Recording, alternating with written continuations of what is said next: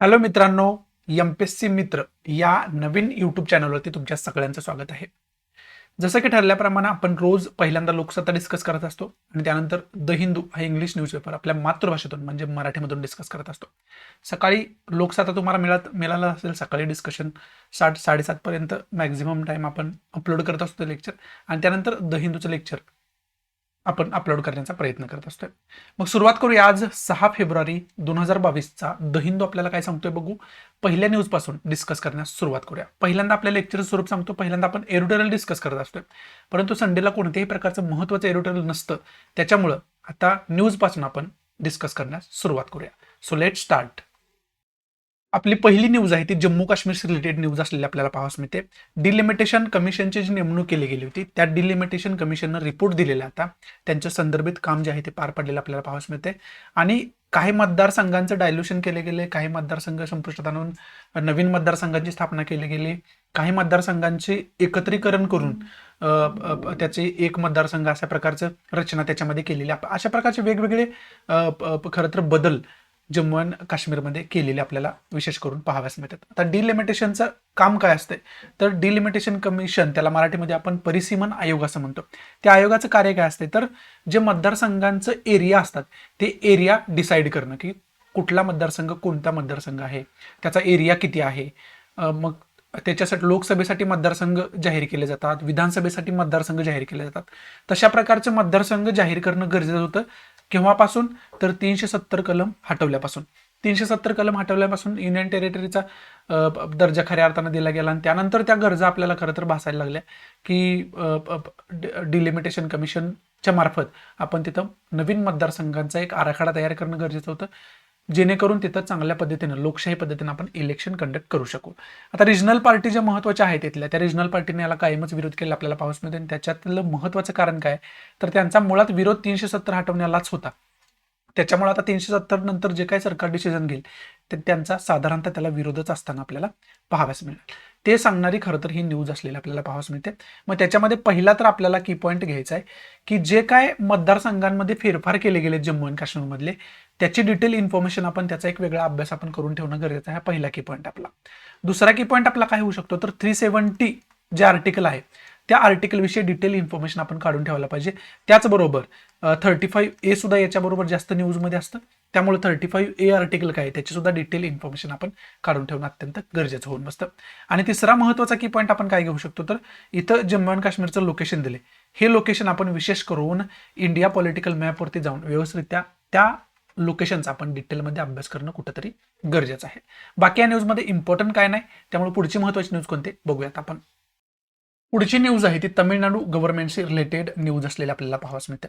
आणि तमिळनाडू गव्हर्नमेंटचे जे सीएम आहेत, चीफ मिनिस्टर आहेत स्टॅलिन, के स्टॅलिन त्यांना म्हटलं जातं, त्यांनी हे आरोप केलेले आहेत की विशेष करून गव्हर्नर जे आहेत ते खरं तर त्यांचं जे कॉन्स्टिट्युशनल पद आहे ते कॉन्स्टिट्युशनली जे त्यांना कार्य दिलेलं आहे ते कॉन्स्टिट्युशनली कार्य करण्यास त्यांचं जे कर्तव्य आहे घटनेच्या मार्फत दिलेलं ते कर्तव्य करण्यात ते फेल झालेले आहेत, ते अयशस्वी ठरलेले आहेत. त्याला कारण काय, तर अनेक त्याला कारण आहेत. आत्ताचं कारण जर म्हटलं तर bill against the national eligibility cum entrance test याच्याच रिलेटेड बिल होतं, आणि ते बिल त्यांनी वापस पाठवलेलं आपल्याला पाहावयास मिळते. म्हणजे एकंदरीत वापस पाठवण्याची प्रक्रिया आहे, परंतु खरंच वापस पाठवण्याची गरज आहे का, कॉन्स्टिट्युशनली तुम्ही करेक्ट कर्तव्य करताय का, हा सुद्धा एक खूप महत्त्वाचा मुद्दा असतो. आणि विशेष करून आता काय झाले, गव्हर्नर आणि इलेक्टेड गव्हर्नमेंट जास्त स्टेटमधलं त्यांच्यामधला संघर्ष वाढताना आपल्याला पाहावयास मिळतात. त्याला कारण काय आहे, तर सेंट्रल गव्हर्नमेंट बीजेपीचं आहे, आणि ज्या स्टेटमध्ये बीजेपी व्यतिरिक्त गव्हर्नमेंट आहे, बीजेपी सोडून दुसऱ्या पक्षांचं गव्हर्नमेंट आहे, त्या स्टेटमध्येच असा प्रकार आपल्याला पाहावयास मिळतोय. मग त्याच्यामध्ये तमिळनाडू घ्या, त्याच्यामध्ये तुम्ही आपलं महाराष्ट्र घ्या, या राज्यांमध्ये स्टेट गव्हर्नमेंट वेगळे आहेत बीजेपीपेक्षा, आणि सेंट्रलमध्ये बीजेपी गव्हर्नमेंट आहे. त्यामुळे इथले जे गव्हर्नर आहेत ते कुठंतरी सेंट्रल गव्हर्नमेंटचं एजंट असल्यासारखं काम करतात. आणि याच्यावरती डायरेक्ट अशा प्रकारचं एडिटोरियल सुद्धा आपण डिटेलमध्ये डिस्कस केलं होतं. आणि मग तसा प्रकार घडल्यामुळे कुठंतरी संघराज्य पद्धतीविषयी एक वाद निर्माण होतोय, एक चुकीचं चित्र निर्माण होत असताना आपल्याला पाहावयास मिळते. म्हणजे सेंट्रल गव्हर्नमेंट आणि स्टेट गव्हर्नमेंटनं एकत्र राहून कार्य केलं तरच देशाचा विकास होऊ शकतोय, परंतु दोघांमध्ये मतभेद असले, दोघांमध्ये सतत संघर्ष चालू राहिला आणि त्याच्यामध्ये जर राज्यपालानं त्याची कॉन्स्टिट्युशनल ड्युटी, जे घटनात्मक कर्तव्य आहे ते जर व्यवस्थित पार नाही पडलं तर हा संघर्ष कुठेतरी संपुष्टात न येण्यासारखे चित्र निर्माण होतं आणि त्यामुळं संघराज्य पद्धतीचा प्रश्न निर्माण होतो. सेंट्रल गव्हर्नमेंट आणि स्टेट गव्हर्नमेंट यांच्यामध्ये एक दरी निर्माण होण्याचा खरं तर प्रयत्न केला जातो किंवा तशा पद्धतीचं चित्र आपल्याला पाहावयास मिळतं. हे खरं तर हा जो मुद्दा आहे ते याच्यावरती अनेक एडिटोरियल सुद्धा याच्या अगोदर आलेत, अनेक लेख याच्यावरती आलेले आहेत आणि अनेक न्यूज आलेले आहेत. त्यामुळं याच्यातून की पॉईंट आपल्याला पहिला काय घ्यायचा आहे तर फेडरलिझम जी आपली कन्सेप्ट आहे त्याला आपण संघराज्यवाद म्हणतो, ती फेडरलिझमची कन्सेप्ट आपण डिटेलमध्ये अभ्यास करून ठेवायला पाहिजे. हा पहिला खरं तर की पॉईंट आहे. दुसरा की पॉईंट याच्यातून घ्यायचाच झाला आपल्याला तर तामिळनाडूचं लोकेशन इंडिया पॉलिटिकल मॅपच्या माध्यमातून आपण डिटेलमध्ये अभ्यास करून ठेवायला पाहिजे. हे 2 की पॉईंट खऱ्या अर्थानं याच्यातून आपण घेऊ शकतोय. बाकी याच्यामध्ये इम्पॉर्टंट असं काही नाहीये. पुढची न्यूज आहे ती विशेष करून राजस्थानमधलं जे सरिस्का टायगर रिझर्व्ह आहे त्या रिझर्व्हशी रिलेटेड ही न्यूज असलेली आपल्याला पाहावयास मिळते. राजस्थानमध्ये अलवार डिस्ट्रिक्टमध्ये हे जे रिझर्व्ह आहे ते वसलेलं असलेलं आपल्याला पाहावयास मिळते, जे सरिस्का टायगर रिझर्व्ह आहे. विशेष करून तिथलं जी टायगरची संख्या आहे, वाघांची संख्या आहे ती वाढताना आपल्याला पाहावयास मिळते, जे की खूप चांगली गोष्ट आहे असं या न्यूजमध्ये आपल्याला सांगितलंय. त्याच्यासाठी तिथलं जे हॅबिटॅट्स आहे, तिथलं जे जीव आहेत, विविध प्राणी आहेत, त्यांच्या व्यवस्थित जीवनासाठी त्या फॉरेस्टमध्ये काय बदल केले गेलेत आणि त्याचा चांगला परिणाम खऱ्या अर्थानं आपल्याला पाहावयास मिळतो असं या न्यूजमध्ये सांगितलंय. त्याचबरोबर याचा जो एरिया आहे तो जवळजवळ 1216 स्क्वेअर किलोमीटर आहे असं या न्यूजमध्येच आपल्याला इन्फॉर्मेशन दिलेली पाहावयास मिळते. त्याचबरोबर रणथंबोर नॅशनल पार्कचा इथं उल्लेख आलाय, पन्ना टायगर रिझर्व्हचा उल्लेख आलाय जो की मध्य प्रदेशमध्ये वसलेला आहे. त्यामुळं ह्याची सुद्धा डिटेल इन्फॉर्मेशन आपण काढून ठेवणं अत्यंत गरजेचं होऊन बसतं. आता या न्यूजमधून पहिलं तर 3 टायगर रिझर्व्हचा 3 सँक्च्युरीचा उद्यानांचा इथं उल्लेख आलेला आहे. पहिला तर ही जी सरिस्का टायगर रिझर्व्ह त्याच्याविषयीची डिटेल इन्फॉर्मेशन काढायला पाहिजे. त्यानंतर रणथंबोर नॅशनल पार्क आहे त्याच्याविषयीची डिटेल इन्फॉर्मेशन काढायला पाहिजे आणि त्याचबरोबर पन्ना टायगर रिझर्व्ह आहे त्याच्याविषयी सुद्धा डिटेल इन्फॉर्मेशन आपल्याला असणं कुठेतरी गरजेचं आहे. त्याचबरोबर दुसरा की पॉईंट आपण घेऊ शकतोय की जो टायगर आहे आणखी इंडियामध्ये कोणकोणत्या भागामध्ये आढळतात, कुठं कुठं अशा प्रकारचे टायगरसाठी विशेष करून उद्यानं बनवले गेले आहेत गव्हर्नमेंटकडून, त्याची थोडीशी इन्फॉर्मेशन आपण डिटेलमध्ये काढून ठेवणं अत्यंत गरजेचं होऊन बसतं. बाकी या न्यूजमध्ये इम्पॉर्टंट असं काय नाही, त्यामुळे पुढची महत्त्वाची न्यूज कोणते बघूयात आपण. पुढची न्यूज आहे ती विशेष करून वातावरण जसं बदलत असतं, सीझन जसे जसे बदलतात तसं तसं प्राण्यांचं सुद्धा स्थलांतरण होत असतं. तेच सांगणारी खरं तर न्यूज आहे. हे जे इलेफंट तुम्हाला दिसत आहेत, हत्ती दिसत आहेत, त्यांचं मायग्रेशन सुरू झालं आहे. कुठून तर कर्नाटक तामिळनाडूमधून वायनाड वाईल्ड लाईफ सँक्च्युरीमध्ये त्यांचं जे मायग्रेशन आहे ते सुरू झालेलं आहे. अशा प्रकारची न्यूज इथं आपल्याला पाहाव्यास मिळते. मग हे जे प्राण्यांचं मायग्रेशन असतं ते विविध वातावरणामध्ये त्यांना जे वातावरण विविध सीझनमध्ये त्यांना जे वातावरण सूट करतं त्या वातावरणामध्ये ते ऑटोमॅटिक मायग्रेशन करत असतात. त्यांना तेवढं आपण म्हणू शकतो की निसर्गाची समज असते असं या न्यूजमधून आपण म्हणू शकतो. मग या न्यूजमधून आपल्याला घ्यायचं काय तर पहिलं तर की पॉईंट घ्यायचा आहे विशेष करून वायनाड जी काय सँक्च्युरी आहे त्या वायनाड सँक्च्युरीविषयी डिटेल इन्फॉर्मेशन आपल्याला असायला पाहिजे. हा पहिला की पॉईंट आपला. आणि दुसरा की पॉईंट काय घेऊ शकतो तर हत्तीचा उल्लेख इथं आला, इलेफंट. मग भारताच्या कोणकोणत्या एरियामध्ये विशेष करून इलेफंट आढळतात याची डिटेल इन्फॉर्मेशन आपण काढून ठेवायला पाहिजे. हे 2 की पॉईंट खऱ्या अर्थानं या न्यूजमधून आपण घेऊ शकतो. बाकी या न्यूजमध्ये इम्पॉर्टंट असं काही नाहीये. पुढची न्यूज आहे ती प्राईम मिनिस्टर नरेंद्र मोदी यांच्याशी रिलेटेड न्यूज असलेली आपल्याला पाहावयास मिळते. विशेष करून हैदराबादच्या जवळ जो काय स्टॅच्यू नवीन बांधला गेलाय, पुतळा बांधला गेलाय, कुणाचा तर संत श्री रामानुजाचार्य यांचा. हा जो पुतळा आहे तो 216 फूट उंचीचा पुतळा बांधला गेलाय आणि त्याचंच इनॉग्रेशन आहे, त्याचंच आपण म्हणू शकतो ओपनिंग उद्घाटन जे आहे ते प्राईम मिनिस्टर नरेंद्र मोदींच्या हस्ते होतं आणि त्यांनी ते उद्घाटन केलेलं आपल्याला या ठिकाणी पाहावयास मिळते. मग आता याच्यामधून आणखी इथं वैष्णवाईट संत होते, वैष्णव पंथाला फॉलो करणारे संत होते. आता प्राचीन इतिहास जर आपला बघितला तर प्राचीन इतिहास खऱ्या अर्थानं आपल्याला सांगतोय शैव पंथ आणि वैष्णव पंथ असे 2 पंथ होते आणि याच्यामध्ये वैष्णव पंथाचा उल्लेख आलाय. म्हणजे या 2 पंथांचा आपण हिस्टॉरिकली अभ्यास करून ठेवणं अत्यंत गरजेचं होऊन बसतं. हिस्ट्रीच्या एन्सेंट हिस्ट्री या दृष्टीतून ते महत्त्वाचं होतं. हा पहिला की पॉईंट. आणि दुसरा की पॉईंट काय तर ही एकंदरीत पर्सनॅलिटी आहे श्री रामानुजाचार्य यांच्याविषयीची डिटेल इन्फॉर्मेशन आपण काढून ठेवायला पाहिजे. याच्या अगोदरच्या न्यूजपेपरमध्ये सुद्धा हे आपण डिस्कस केले. याच्या अगोदर सुद्धा मी सांगितले की या पर्सनॅलिटीविषयी आपल्याला डिटेल इन्फॉर्मेशन असायला पाहिजे. बाकी याच्यामध्ये इम्पॉर्टंट असं काही नाहीये. पुढची न्यूज आहे युएसए आणि इराणशी रिलेटेड न्यूज असलेले आपल्याला पाहावयास मिळते. विशेष करून इराणवरती युएसएने जे काही सँक्शन लादले होते ते सँक्शन विशेष करून अणुशस्त्राशी रिलेटेड होते, अणुशस्त्र कार्यक्रमाशी रिलेटेड होते आणि त्याच्यामध्ये काही प्रमाणात युएसएनं सवलत आता दिलेली आपल्याला पाहावयास मिळते.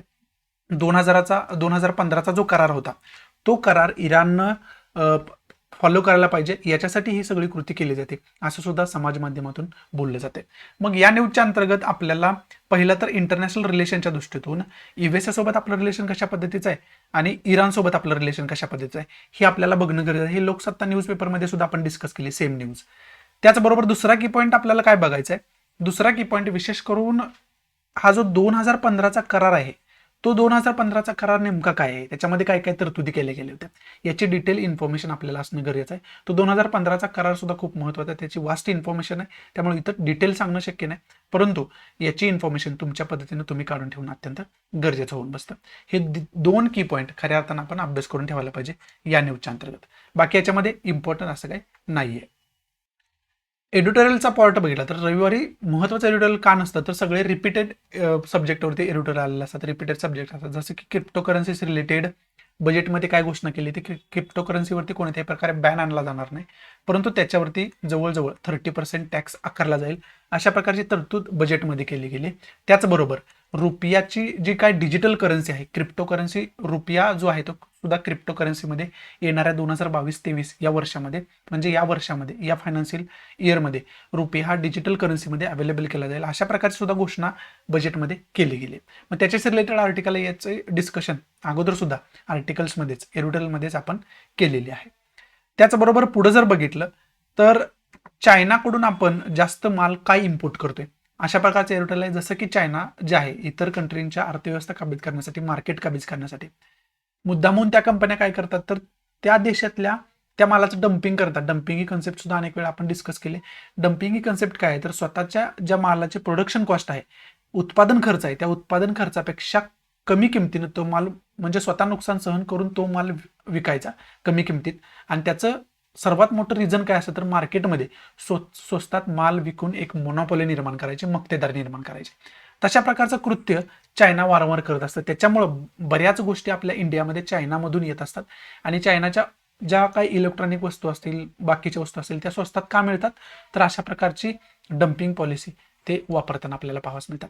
तोच इश्यू याच्यात सुद्धा डिस्कस केलेला आपल्याला पाहावयास मिळतात, जो की अगोदर सुद्धा आपण डिस्कस केलेला आहे. पुढचं जे आहे ते विशेष करून जे वंदे भारत ट्रेन आहे त्याच्या संदर्भात सांगणारं हे एडिटोरियल आहे. विशेष करून वंदे भारत ट्रेन लॉन्च करायचं ठरलं होतं, परंतु कधी लॉन्च होणार अशा प्रकारचा प्रश्न याच्यामध्ये विचारला गेला आहे. बाकी फॅक्च्युअल इन्फॉर्मेशन असं काही नाही, फक्त याच्यामधून आपण वंदे भारत ट्रेन जे आहे त्याच्याविषयीची डिटेल इन्फॉर्मेशन काढून ठेवणं अत्यंत गरजेचं होऊन बसतं. बाकी याच्यामध्ये इम्पॉर्टंट असं काही नाही.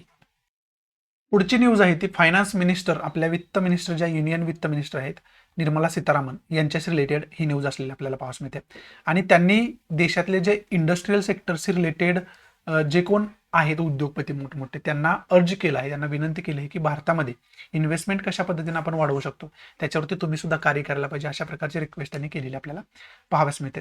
म्हणजे एकंदरीत इन्व्हेस्टमेंट दर जो आहे आपला गुंतवणूक दर जो आहे तो वाढवण्याच्या दिशेनं गव्हर्नमेंट कार्य करते असं कुठंतरी इथं आपल्याला पाहावयास मिळते.